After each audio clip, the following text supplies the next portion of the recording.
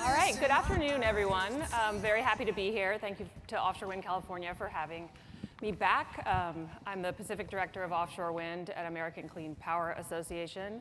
In that role, I work very closely with the first 5 offshore wind leaseholders in the state, as well as other members looking to promote and interested in the offshore wind market.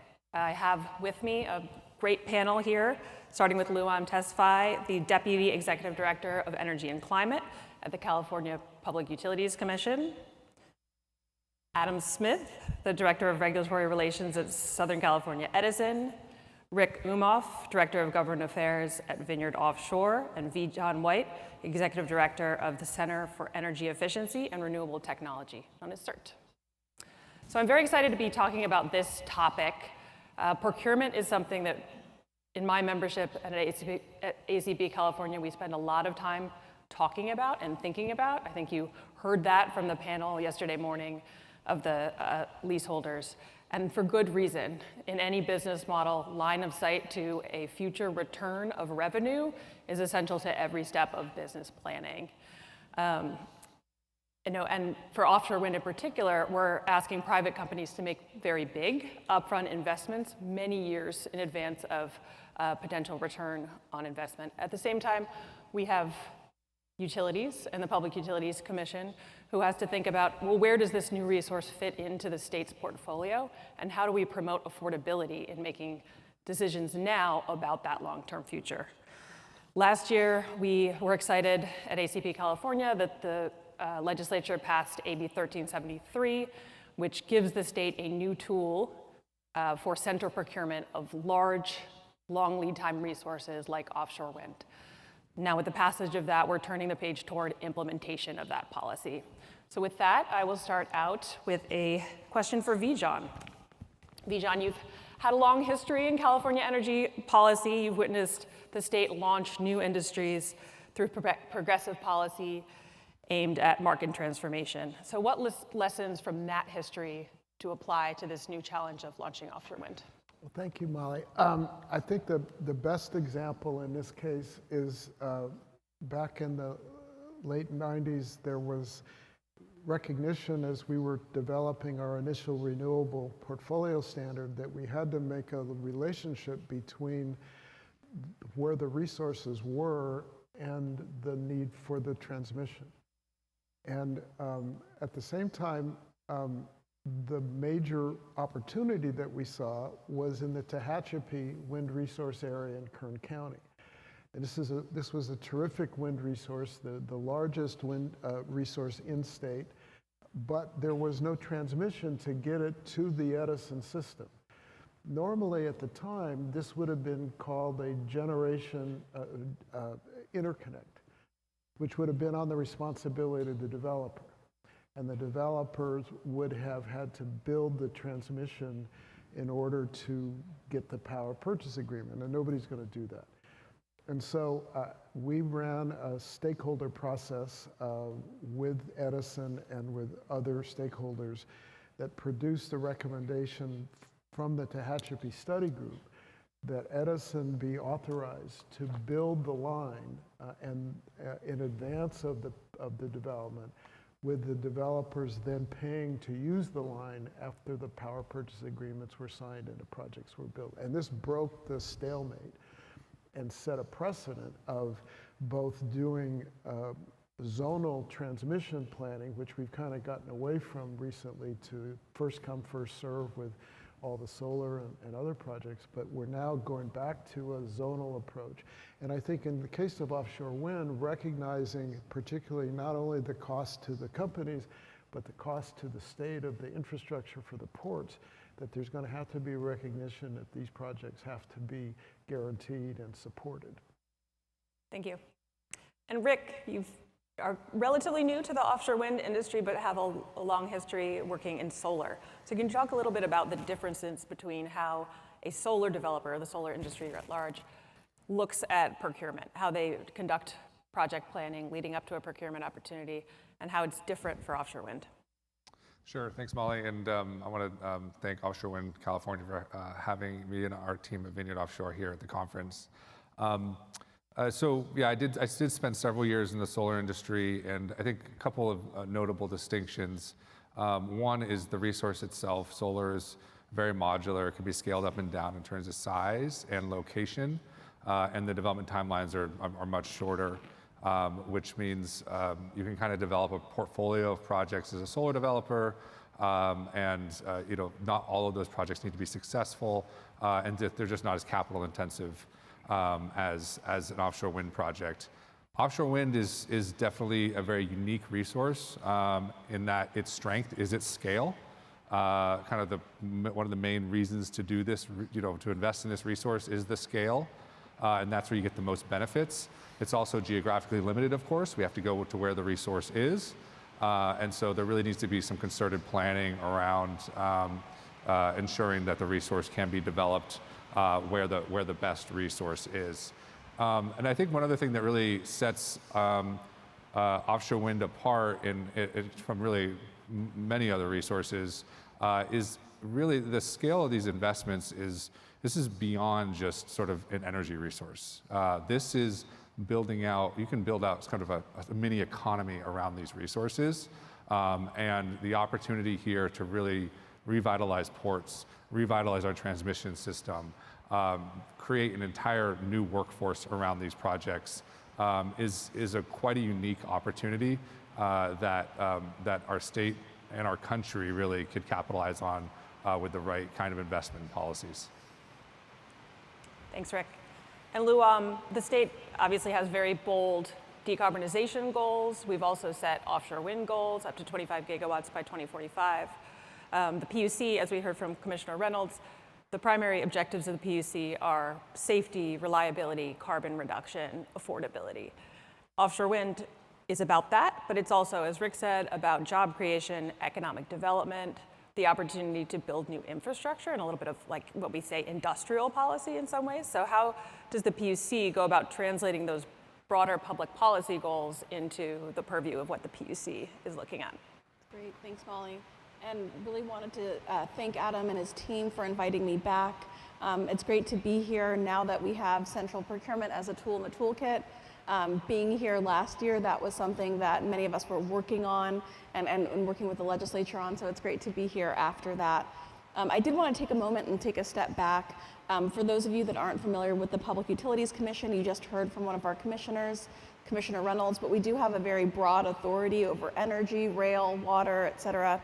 And so I direct our energy division, and we do have 10 staff from my team that are here today working on integrated resources planning, transmission planning, also working on our renewable portfolio standard, as well as developments that we're doing in transmission permitting and planning and siting. And so large group of staff that are here today, and the reason I take a moment to mention that is because we're here because we want to be interacting with all of you, learning from all of you, building better relationships, and helping to enhance the work that we do.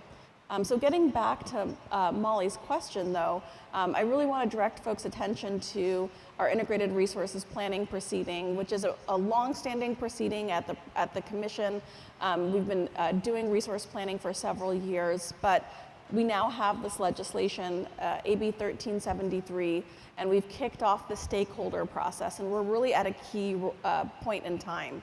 And the way that we're trying to address some of the issues that you mentioned, Molly, is really through a ruling that came out at the end of April. We're accepting comments on that ruling until May 24th, have another reply comment deadline after that in early June. And so this is really the key point in time for all of you stakeholders to be getting involved and providing us with that information that we need to know about offshore wind. Central procurement, if you look closely at the legislation, it is quite resource agnostic, so we have other resources in the mix like geothermal or long duration energy storage, and these are all long lead time resources that we have directed the load serving entities that they need to be out there procuring these resources. And so I think that right now is a key time for us to be able to gather information. That's why this conference is well timed, for me to be able to amplify that message, because this is really our time to hear more from all of you about information on offshore wind, the costs, the benefits, in particular their energy benefits, and really how they fit into our Senate Bill 100 planning goals, and making sure that we have both reliability, affordability, as well as continuing to reduce our greenhouse gas reduction goals. And so I really put that out to everyone here to make sure that we are gaining that information and really being able to take it into consideration. One other point that I do want to make on that is the central procurement entity, it's a tool in the toolbox. It's a way for us to have a new way of procuring electricity that may be challenging to procure. But it's still the responsibility of our load-serving entities like Edison. I know Adam will talk more about that, as well as all of our CCAs. And so I really do encourage all of the stakeholders here to continue those key conversations with the load-serving entities like the CCAs. I think Alex Morris is here somewhere. He's doing a lot of work on procurement for the CCAs, as well as Adam and others. And so, but central procurement is a tool in our toolbox, and we're really excited about being able to explore it. Thank you. Adam, the SoCal Edison put out a 2045 pathways analysis recently, which was a really forward-looking assessment of how does the utility and really the state of California get all the way to 2045, and what does the system look like? What is demand like? And it had some strong implications, I think, for the value of investing in large-scale resources or investing in a lot of the generation capacity in the nearer to midterm, which will arguably pay off in the long term. So what did that teach you about the way California does resource planning, and in particular, the role of offshore wind?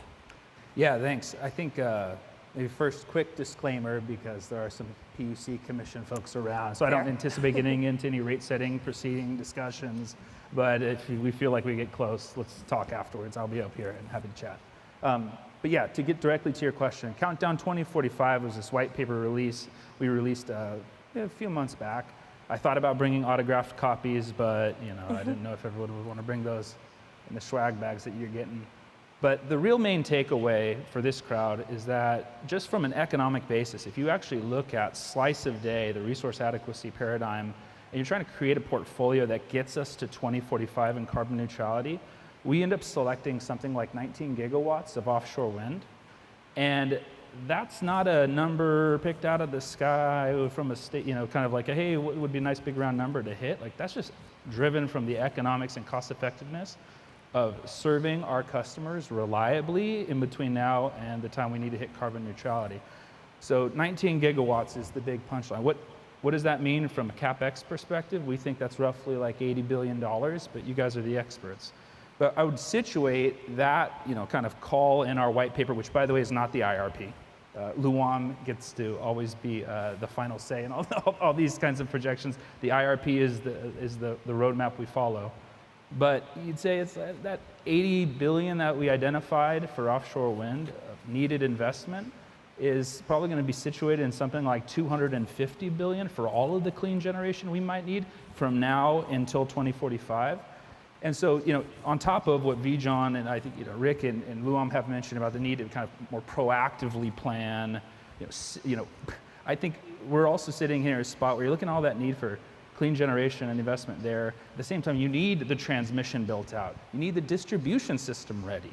And so we're seeing this, I think it's a really great time for California. There's going to be a lot of opportunities to bring investment here. We need a regulatory paradigm, and I think we're well on our way there. But a regulatory paradigm that kind of lays out clear signals so that we can be investable to get the kind of benefits from this industry like Rick's talking about, the jobs, the growth, the port development. So I'll stop there. I think that's what's kind of changed in our mindset. Previously, I think we were looking at offshore wind and some of these other categories, especially through our engagement in the IRP process, kind of like, what role is this going to play? We still want to make sure that's there. I think we've done a little more homework on our side, and we're seeing some opportunities if it could stay within cost constraints, and I think we'll get to that later. Yeah, thank you.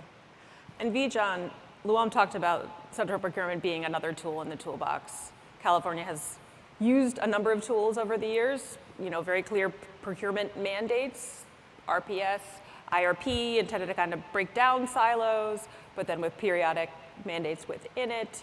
Now we have central procurement, and then relatively soon in the future, programmatic procurement. So what is the mix of these different tools and the fact that the PUC is sort of exploring having many of them say to you about the need for central procurement, especially for resource diversity? Well, I think what we're facing is that we have to evolve our procurement in light of the needs that the system now has.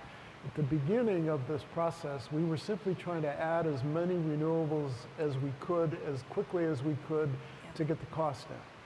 And we didn't really care what it was we bought. And so we bought the cheapest resources available, which ended up being first wind and then solar and now solar and batteries. But as a result, as Adam said, we've sort of left out the procurement that's needed to run the grid on mostly renewables, right? If you're just trying to comply with the RPS, just buy the cheapest kilowatts. But if you're trying to run the grid without gas, with a high level of reliability, you've got to have more diversity in the portfolio, in particular the capacity factors and when the wind occurs offshore matches nicely to the portfolio that we need. Same with geothermal. Clean firm is the other kind of resource that we need.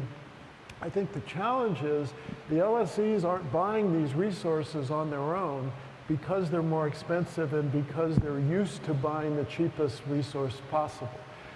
So what the central procurement offers is the opportunity for the PUC to take that decision on behalf of all the LSEs and procure resources competitively, knowing that the LSEs will end up being the ones to pay for it. I think that the variable that we're going to need to consider, however, is how do we get transparency in that process? And knowing that these resources are more expensive, how do we know that we're getting the best price? And so I think there may need to be some consideration to what I might call open book bidding, where we would disclose all the costs, the profits, and have an understanding, much like cost of service for the utilities, so that you know what you're buying, you know what it costs, you know there's no hidden markup or something. And I think that might help build confidence among consumers and among the commission. Interesting, thanks. And Adam, as one of the largest IOUs in the state, what about central procurement appeals to Edison? Is it something you could consider desiring that the state sort of do on behalf of you and other LSEs, or would you, and how do you think about that opportunity versus what you'd prefer to procure on your own? Yeah. I don't know. I wouldn't want to put words into your mouth, Luan, but like I kind of heard you mention, the need for LSEs, CPE as a tool next to, the LSEs kind of core role as procurement. I mean, just first principles, we think load-serving entities should serve their load.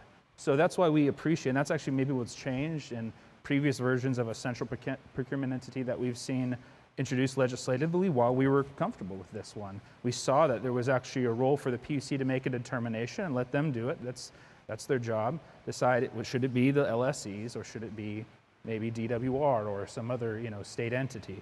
And so in our mind, it's kind of like, we think that if the LSEs are unable in the eyes of the commission to do that, and there is a recommendation that the state takes on that role, what we would like to see is that our ratepayers are guaranteed the same sorts of guardrails and protections that they would see if the LSEs were doing the procuring in the first place. So the idea there is like if DWR is doing it, the PUC, if we want the PUC looking over their shoulder like they would be for ours on behalf of our ratepayers. And so that's the kind of customer guardrails where we think it goes. So in a way, if our customers get those guardrails, I think we're a little open to that. Again, LSEs should be LSEs. We think first try should go for them. But if the state decides to go there, we just want to make sure our customers are protected. Can I make a comment on that too? Of course. Yeah, I did want to just make a comment on that too. And last year I was sharing the stage with Beth Vaughn from Cal CCA, and that was a very key part of the understanding and the negotiation process around AB 1373 was the CCAs are also still very committed to doing the procurement for their customers, and they want to be, given a shot there to be able to have those negotiations with all different types of resources, and they have a lot of enthusiasm about bringing that on. And I had recently seen, in the trade press, the MOU that the CCA or the organizations have put together with CADMO. And so I think that was really insightful to see that occurring. I was really glad to see that those conversations are continuing to occur between the load-serving entities and developers. And it goes back to what Vijay was saying about creating the ecosystem for us to be able to really understand what the pricing concerns are, what the pricing elements are as well, given there's all these components like the ports and workforce development and things like that. And it really brings me back to, that is what our ruling and stakeholder process that's out there right now. We're really trying to gain that information and be able to understand that, to be able to appropriately chart the path forward, like John said. Yeah, thank you. And Adam, you spoke about the oversight role of the PUC. AB 1373 also designed or suggested a procurement review group. So it would be TWR, but also the PUC involved in oversight and a procurement review group. Does that give you the sort of comfort in that process as having? Yeah, I mean, I think that it always gets down to how they're implemented and what we're able to see and not. And I think that's to Vijay's point too, kind of like, how much does the public get to see about how this gets done? I mean, I'll tell you, I think the core area of concern we have are cost overruns. It's new emerging technology. I don't think it's in any big development industry. Like, there's the price you get quota and there's what it ends up costing. And that can be different. And so I think a watchful eye on that, and maybe some real discussions afterwards about what do you do if there are significant cost overruns. Like, do ratepayers just eat it? Do we find some nice mechanisms to share it with the state budget? I don't know, but I think that's the kind of the core focus. Is cost overruns seem to us to be likely. So the question is, how can we be very diligent in watching them, and then what happens if they arrive? Right, yeah. And on the panel yesterday morning, we also heard some of the developers with East Coast experience talking about building some flexibility into contracts through inflation and other types of indices. So that could be another option. But I'll turn it to Rick. Can you talk about, as a company, an offshore wind developer, understanding, it's many, many years till COD, but you're making investment decisions and planning decisions now. So what do you need from the state in the next few years with regard to clarity in procurement that can allow you to sort of balance the stage of project maturity and what you need to move forward? Sure. So, I mean, really what we need and what we're doing here is we need to set up a framework, right? We're building a new market, and we need a strong foundation. And when it comes to procurement, we need a very clear line of sight on how procurement is going to happen, when procurement is going to happen, how much procurement is going to be. We and the other leaseholders think that the state should be targeting 10 gigawatts by 2035 as a nice, clear, strong signal of where we're heading that keeps us on track to meet our climate targets and our offshore wind goals. But the important thing here, and we've seen this on the East Coast, is just very clear tranching out of when procurement is going to have to happen and how much that's going to be. And then for the procurement itself, long-term contracts, but also flexibility around the contracting, such that if the world changes around us, which is what we've seen happen over the last few years, there's the ability to adjust accordingly. And every step of the way, we completely agree that there should be oversight, and there should be prudency review, and there should be significant checks to make sure that the ratepayers are being, looked out for in the process. And we do think there's a way to set this up so that you have clear line of sight for the investors, for the development community, to feel like there's going to be a market here, but also moving forward in a very methodical way that is prudent and does look out for the best interests of the ratepayers and for the state and for the taxpayer as needed. Another thing I do want to just note is the relationship between procurement and ports. And this is really a new dimension, I think, for the PUC in particular. We're in a fiscal environment right now where the budget is tight in the state. The price tag for investing in ports is not small. And while we do think it's important that there be fiscal support for ports, and we support that, something that the state can do that's zero cost right now, it won't cost ratepayers a dime today, tomorrow, or for several years, is to send a really strong signal on procurement and a clear pathway on procurement, because that sends a signal to port developers and those who invest in port infrastructure that there will be a market here and that there will be lessees for those ports. Because at the end of the day, we are just leasing port space essentially for a few years at a time, and there needs to be a pipeline of customers for port developers to make sure they feel good about spending literally hundreds of millions, if not billions of dollars in port infrastructure to build out these ports to support this new industry. So there's a really close link there, and a mechanism the state can use right now is to have a clear, strong signal on the initial procurement tranche so that it's clear that there will be a market in California. Yeah, thanks, Rick. Bringing it back to you, Lumam. We are in a budget crisis in the state of California now. We are in electric rate affordability crisis. Those are very real issues. They're very right now issues, which the PUC is very much involved in. At the same time, AB 1373 is asking the Commission to think about teeing up long-term investments that will have or need to have market transformational effects, as Rick said, but also won't affect customers' bills for probably a decade. So how do you hold both of those things, of a decision this year amidst the very prescient crises of affordability? And I really do appreciate that question, Molly, because as Commissioner Reynolds said in his remarks, we've really been hearing from customers about the pressure on their bills. I will say that affordability really is part of the DNA of the Public Utilities Commission, and so those questions have been part of integrated resources planning from the beginning, from procurement in procurement planning from the beginning. That's why we had things like the procurement review group in order to have non-market participants be able to better understand what's going into these power purchase agreements, and those included ratepayer advocates, among others. And so that's always been, affordability has always been a key part of the picture. When looking at the state of the budget right now, I think it's also really important to think about the interplay with federal dollars, and that is something that the state has been working really hard to bring more of to California. So thinking about port development, we heard about the large amounts, 400 million, I believe, that is the federal government is investing up at the Humboldt port.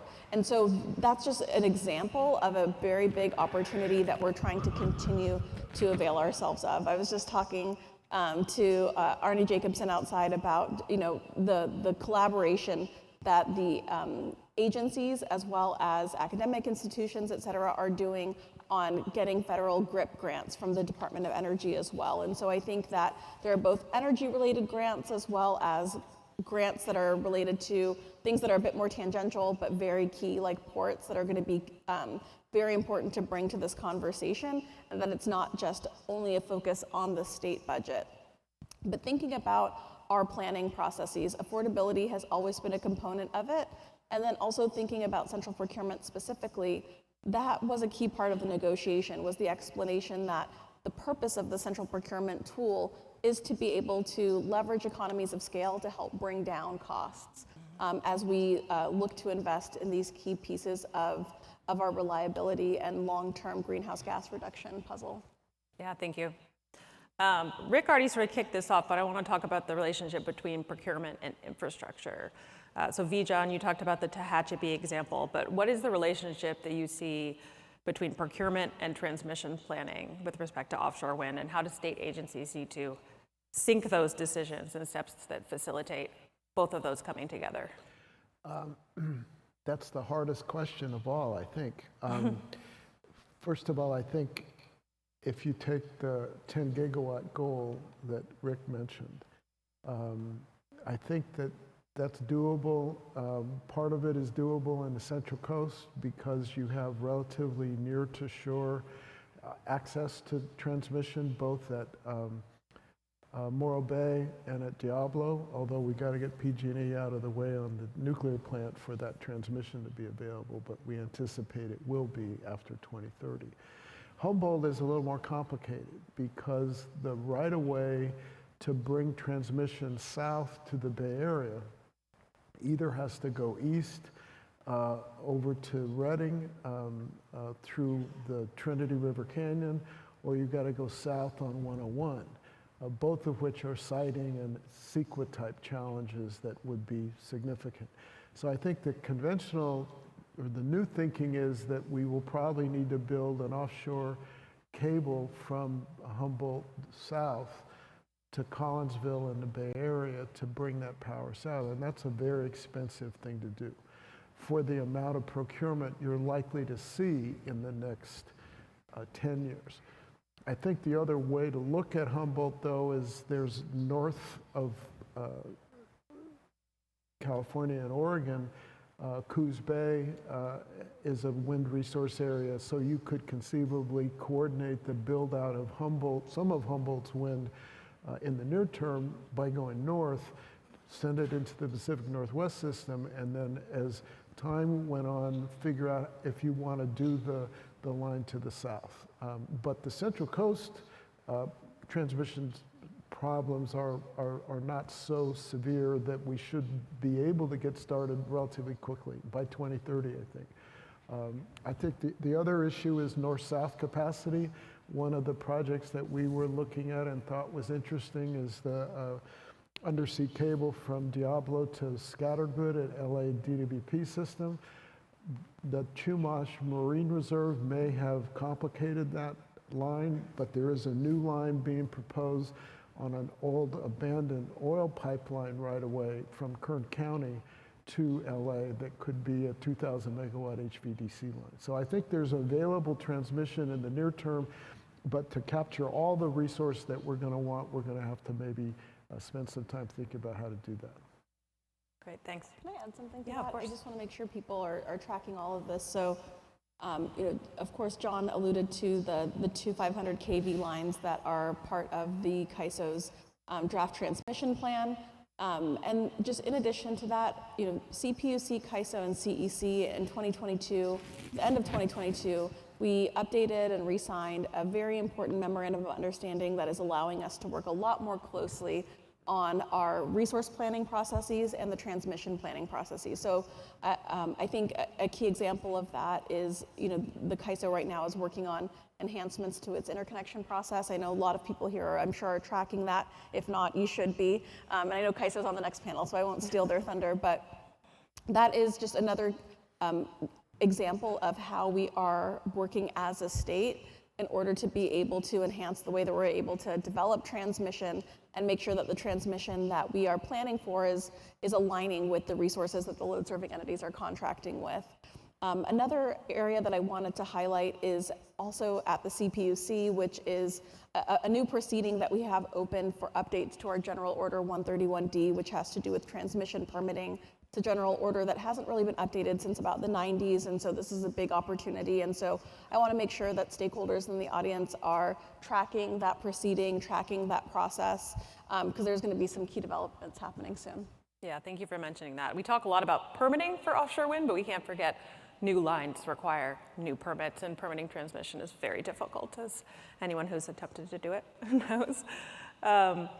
Rick, you talked a little bit about the relationship between procurement and ports. Anything else you would want to say about the relationship between procurement and the other, types of investments companies are trying to make? Like, how are you thinking about it in terms of community benefits agreements or other sort of ancillary activities that developers are working on?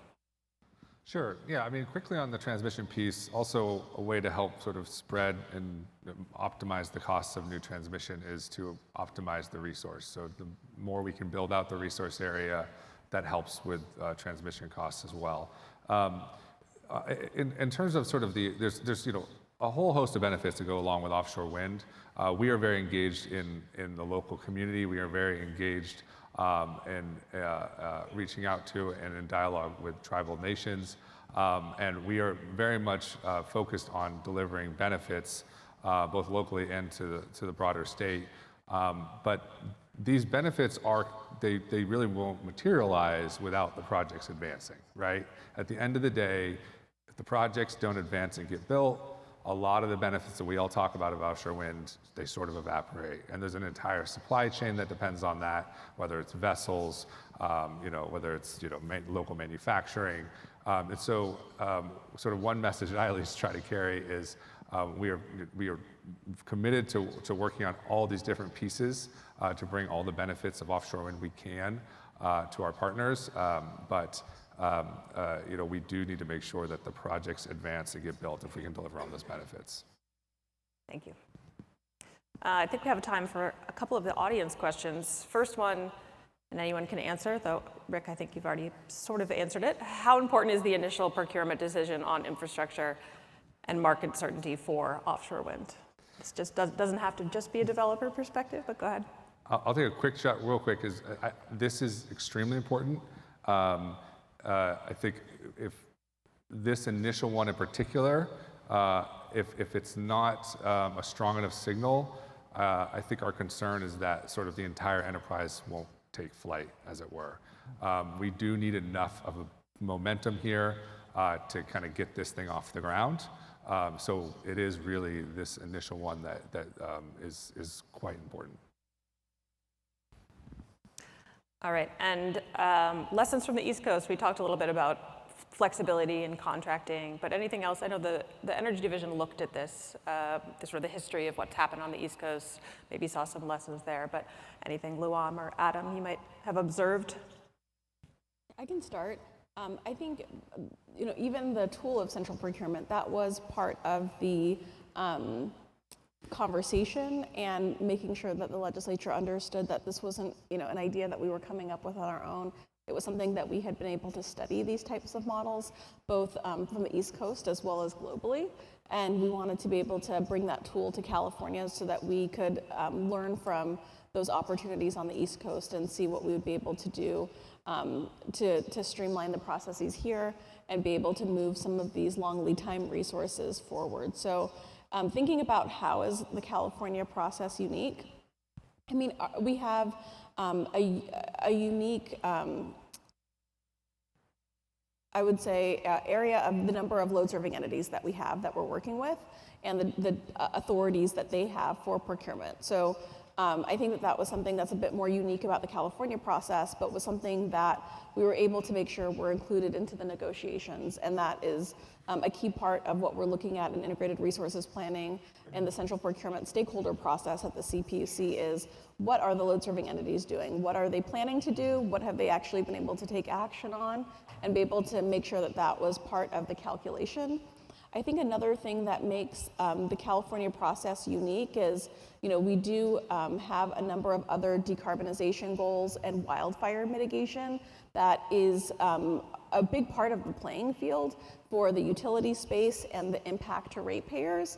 And so there's always something that's impacting ratepayers, but those are a bit unique to California at this time. Of course, we are seeing cost impacts related to wildfire mitigation starting to hit other states as well, Hawaii, Oregon, Texas, Colorado, others. So we're a bit of the tip of the spear, and I think that that's not going to be unique to California moving ahead. Yeah, thanks. And as a follow-up on that, we are investing a lot in wildfire mitigation right now. At some point, hopefully, we'll kind of get our arms around that. Do you see an opportunity to help decrease bills in the sort of longer 10-year time frame once those costs are sort of taken care of?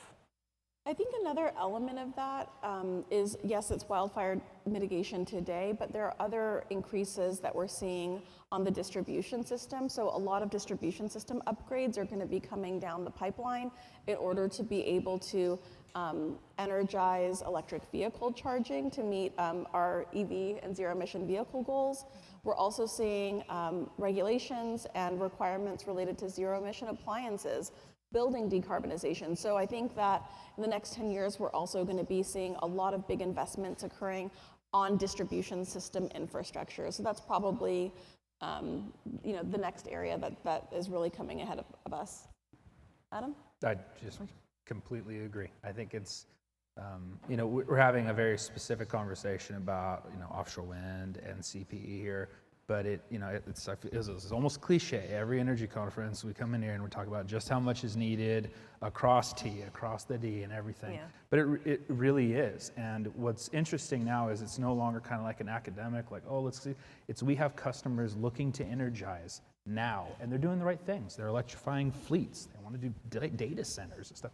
Things that are really helpful to the state of California in achieving our goals. And so that's kind of, you kind of hear us, number one, recognizing the need to move faster, trying to do everything we can, and also thinking about what the state could do to set out kind of clear rules of the road to help us all accelerate, whether that's me or Rick or any other developer out there. How can we get clear rules of the road to start jamming? Yeah, and it's another example of we have to spend a lot of money right now or in the near term, but in the long run, it'll be worth it. We'll have increased load and therefore lower cost overall with the larger rate base. Okay, I'm going to move to closing, if that's all right. So for each panelist, and we can start with you, Luam, say we're sitting here a decade from now, maybe let's say 2035, given an extra year, and looking back, saying California has successfully handled procurement of offshore wind. What does that look like for you, and what was the role of the PUC, utilities, and developers? I think 2035 is actually a great year to pick because the Central Procurement Authority in AB 1373 is until 2035. And so for people who might not be tracking that closely, the CPUC every year is going to has the opportunity to order procurement potentially with that tool. Of course, there'll be other procurement that the load serving entities are doing as well. And so I think that at that point, we will have really been able to leverage central procurement in the way that we need to and have a number of years of that under our belt. So really looking forward to seeing where that takes us. Wonderful. Adam? Yeah, I completely agree with that. Maybe just to find something mildly new to add, it's like I also think, getting back to this point, we're talking about the broader grid infrastructure, that the broader grid infrastructure, whether it's transmission and distribution, are clearly on a path that are going to allow us to kind of hit our long-term carbon targets. Because I think that's, if you start thinking about 2045 and the fact it takes us maybe 10, 12 years to build a transmission line right now, if we're at 2035 and we aren't on a pretty good trajectory, I think we're going to be in some trouble. I think good news is, this is like, let's be optimistic. I actually think there's a lot of really good discussions like this one happening right now that are going to put us on that trajectory, but in 2035, that's my kind of way to grade. Great. Rick? Yeah, I think by 2035, looking back from 2035, we will have successfully, as a community, brought together a lot of different diverse interests and perspectives, and made offshore wind a success story for that diverse set of perspectives that has a stake in this industry, whether that's tribal nations, local community, the state writ large, other parts of the state that need offshore wind to meet climate goals, reliability, and it's kind of a win-win all around.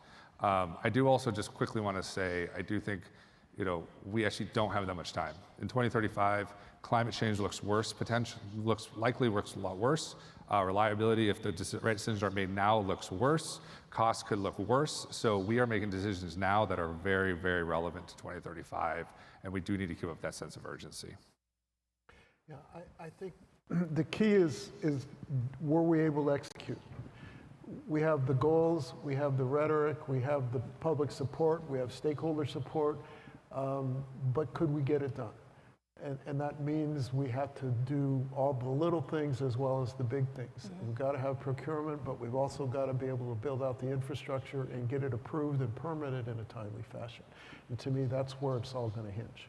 Yep, thank you. All right, well, thank you. Round of applause for our wonderful panelists today.